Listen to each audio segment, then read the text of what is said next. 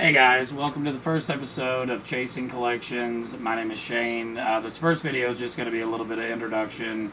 My wife and I are 90s babies and we're in our mid 30s now. The kids are teenagers and we always kind of wondered when they got older, didn't need us anymore, what we were going to do. Some people get a camper, go across country.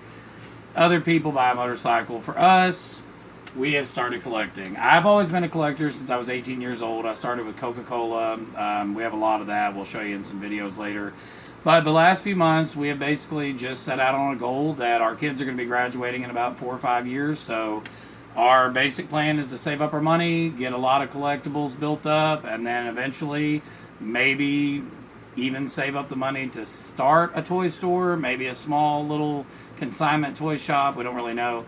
So we live in Central Arkansas. There's not a lot of collectible places down here for collections.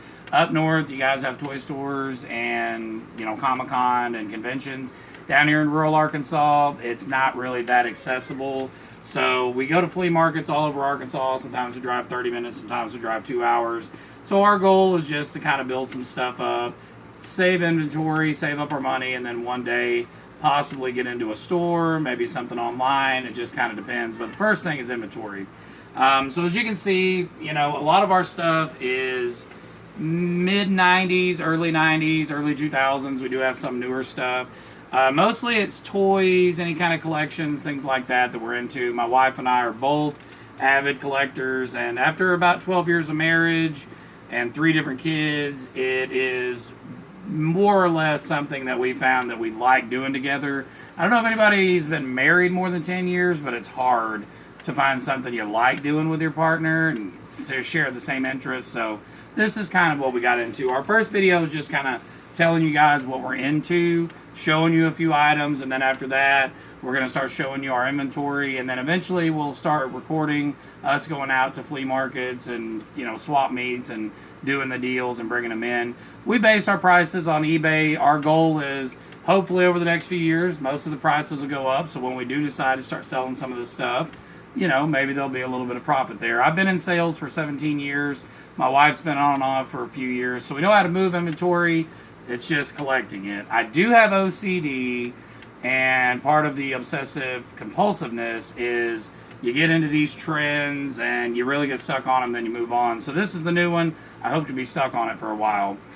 We really got inspired the last couple of months by watching a guy on YouTube. He's got a channel called Froggy Flips. Something about just watching him going out doing this stuff. He's on a much higher scale than we are. But it's just watching his videos and other videos like his just kind of made me feel like a kid again. We all remember that feeling on Christmas morning or your birthday, getting that awesome toy, and then when you grow up, you really wish you'd have collected it. Because a lot of stuff you see online, a lot of people are like, oh, I remember I had that. And it brings back those good old feelings. And so that's another reason we do this. It's not so much about the profit, it's more about the chase. But just for show you a couple of examples of some of the stuff we're into. This is a X-Men Iceman Super Ice Slide. So this is from 1993. This is just a typical, pretty decent condition. These are common up north, I'm sure. These are Marvel Comics. They were made by Toy Biz. They're decent collectibles now. We got a Corsair X-Men Marvel Comics. It does include the trading card. Another good one by Toy Biz. This one's actually in really good condition. It is from 1994. And then we have this X-Men Rogue. Of course, another one by Toy Biz. This one was from 1994 as well. So you're getting a little yellowing on the box. That's actually pretty common. So, these, for example, we paid the most. We paid $15 for this one. It's in the best condition. They go on eBay for $20 to $25, depending, on which one you look at. Iceman, I think we paid $8 for him. He goes for about $20 on average. I'd say it's in pretty good condition for being from the 90s. And then Rogue, in this condition, she goes 15 and good. You probably say 10. I think we paid $5 for her. So that's just a few of the things that we've gotten. These are a couple more here. Again, most of these are just picked up at flea markets. This is Savage World Jason Voorhees. These are actually in pretty decent condition. This is from 2018. You can see they got a little side of the collection on there. We're going to try to get Leatherface. I've always been a horror film fan. When I was a kid, Jason Voorhees was absolutely my favorite. And then, of course, you can't have Jason without Freddy. Another good Savage World there. The decent thing about these is we only paid $10 a piece for these. And on eBay, in good condition, Jason goes for about 30. Freddy can go up to about 25. So, I mean, I think we did pretty good there.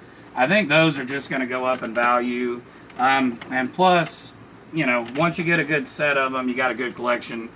This is, I thought it was a pretty decent find. So this is a Fantastic Four Invisible Woman, but it's not just an Invisible Woman. She actually changes colors. There's a couple of these different ones you'll see on eBay. So she is from 1992. And I think the cool thing about her is, other than the fact that she changes colors, it's sealed. The box is in decent condition.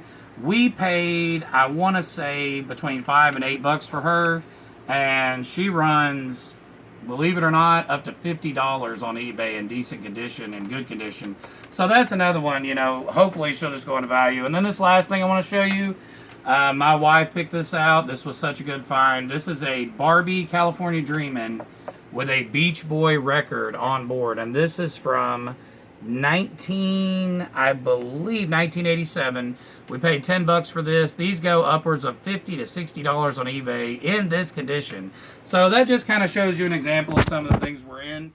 We're going to upload some more videos, show you some more of our nostalgia, what keeps us going, and we hope you guys enjoy the journey with us. Until next time, keep collecting.